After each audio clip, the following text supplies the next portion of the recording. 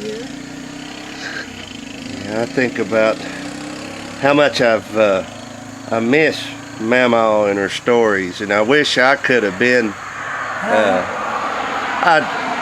I miss Mama and her stories, and I wish I would have had the opportunity to know more stories and remember them.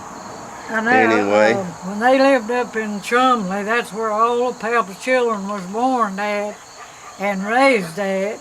And Mommy said I was 7 months old when they come out there and went to Wallens Creek. He went to Public Waterworks, and he worked at that, cleaning pipes out, and his finger come off to right there, a joint felony. And he said it like to killed him. Mommy said he just walked the floor day and night till that finger come off right there. And from there, if they come back to this side of the mountain, but when they lived up in Chumley, Pap had a big cliff.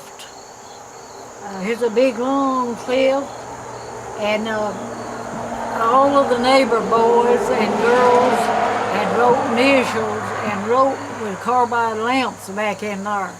And Pap had fenced it off and had his cows and mules in there. And she said she went to milk and fell, and she didn't break her arm, but she throwed it out of place. And she milked 2 cows after her arm was in that shape. And when she come back out, she said that Pap pulled her arm, pulled it till it popped back in place. But she said it turned green. Her arm right in her elbow there turned green. And she milked 2 cows after she'd fed. She's tough, wasn't she? Randall, when he was on these mines, working in the mines, he said that writing was in under that cliff yet. With carbide lamps, he said that black writing, initials and things was back in there yet.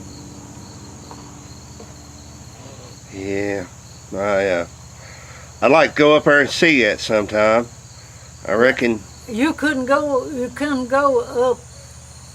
You know where that Holbrook's house is at up yonder, don't you? Yes, I do. Well, right up that holler is the way that Pap had to go in and out back then.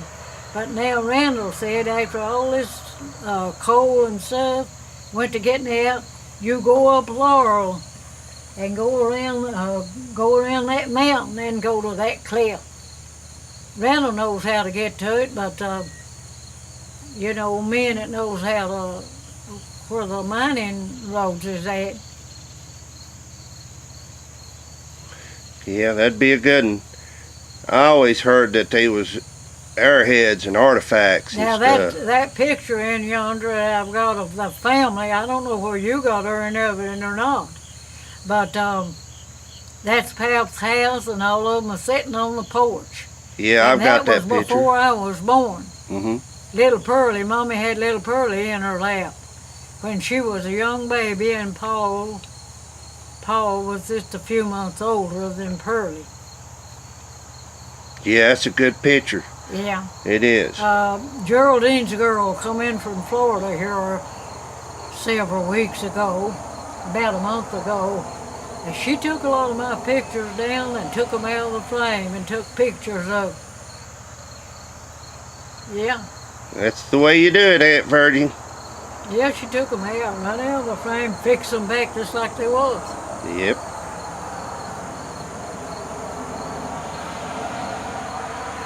Now, I think we all talk to Fred for a minute. Let me turn around here and talk to Fred. See how Fred's feeling. Fred might tell you some kind of a story. We'll see what he's got to say. Oh, Fred. Now, yeah. He can't talk. He can't hear too good out of one. Are you taking a picture? Yeah, I'm taking pictures. And I'm going to sit down here and I'm going to talk to you a little bit. I'm glad you're feeling better. I know you just got out of the hospital with pneumonia. He wants you to tell him some kind of a story. I don't know the story. I tell you I don't. Well, I know a thousand things, but I can't. My mind's not working right. Right. Well, how about I if can't think of people. I run into a man last night down there, a preacher at work with me. I couldn't recognize him. And I don't know his name today. He told me, but I don't know it today. It was one of them I might Roberts. find you. It was Logan Roberts, and he worked with him years ago. But when he went down there to church, he's been down there twice, but he didn't know him the first time he went down there. But last night before last, he said he come around talking to him and I can't hear good. told him who he was. Yeah. Logan Roberts was his name. I was getting some better, I think. Well, you're looking better. I used to. I couldn't. People had to hold me on both sides to get me in and out of a car and everything. But I was in bad shape. Before I took this pneumonia, I was like that. And I failed 4 or 5 times altogether. Lungs. I mean. Well, he stayed here 2 weeks and him bad off before he went down there. Yeah. You sick. Yeah. Collar going all messed up, knees skinned and elbows. I've been in bad shape for years. I'm getting a little better now. Well, you know, he fell and broke his I shoulder. walked backwards and everything. And I don't know what in the world, I don't know. Well, I'll tell you this. I heard when you was a young man, I heard when you was a young man, up till you was like 50-some years old, you could jump and kick a light bulb out of a 6-foot ceiling. Is that true? I don't know. I can't remember all that. This LZ out here was come out here the other day, and he said, Fred said he was going to fly, and said he went right over that hill, over that mountain. Can you remember that? Who? LZ. That LZ come out here the other day. He said what? Said you was going to fly, and said you jumped right over that hill.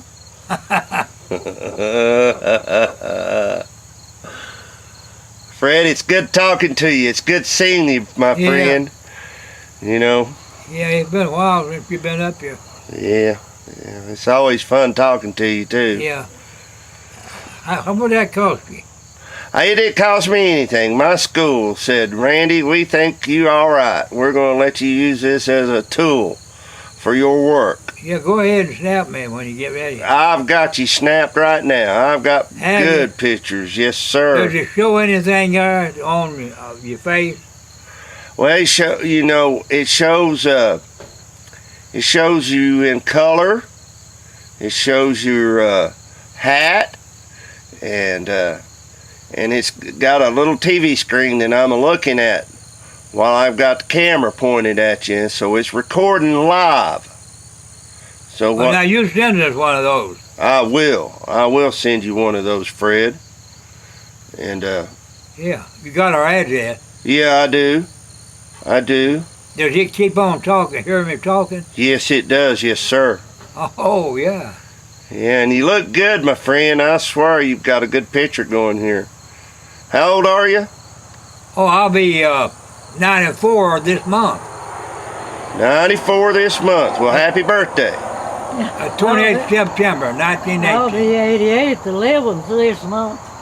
28th of September, 1918. Hey, 28th. 28th day of September. Okay, 28th. That's, that's about 23 25 more days. Yeah. It's 20 some more days. Yep. Yes, sir, it is. Today's the 3rd. 20. Hey, Virgie, if you'll have 25. a seat by Fred, I can get both of you in the picture. If you'll just sit right next to him.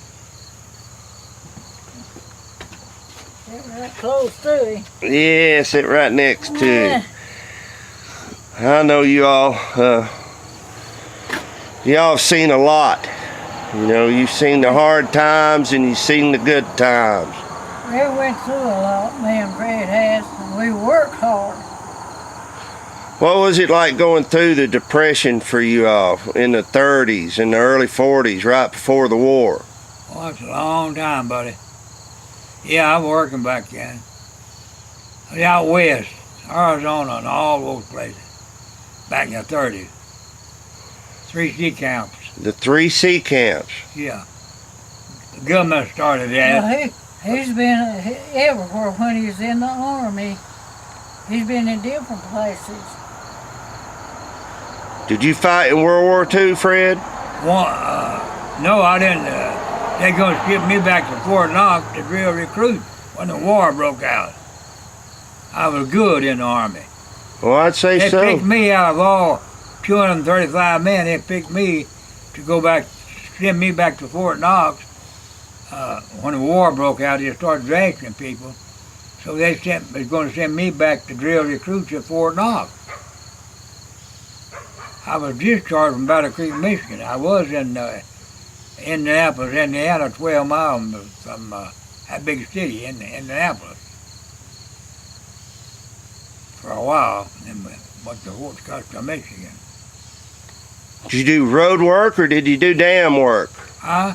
Once you quit, once you weren't drill sergeant after the war, did you do dam work, or before the war? Did you do dam work and road work? I built bridges and set all these telephone poles, helped build bridges, and I could have went to Ohio and got made better money, but I wanted to stay here on Beach Fork. So I stayed around here on Beach Fork. I worked on the L&M railroads and everything. Never was fired on the job. I always wanted me to come back and work. They liked my work everywhere I went. Yeah, they always liked my work. Never was fired on the job. I always get a job. Well, the people couldn't. Other boys, I think, they'd take me first. Yeah. I go to And Virgie, tell me a little about your garden this year. Back to the garden. Back to the garden. Well, Randall broke some of it up right early in the spring, but he didn't break it up further enough. And I got up there and I dug me in 2 big long rows of taters early. And after that, I planted another row behind that old house up there. I dug it in too.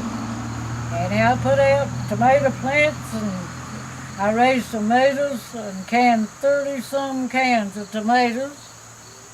And a lot of cabbage, made that kraut. And now I'm canning pears. The ground's covered in pears. I'm canning my pears, and maybe I'll have it over with. And when I get that done, I'm going to go into tacking my quilts. I've got a little strip piece that I'm going to set up and put them together, and then I'm going to tack them. Well, that's a story I want to take care of too. I'd like to see some of your quilts and, and watch you work a little bit. I've got the prettiest quilt you ever seen. I've got embroidered quilts, piece quilts, all different kinds. Yeah, I like them piece quilts. Them's pretty. They kind of like me. Polly always made them quilts. Can you remember her quilts?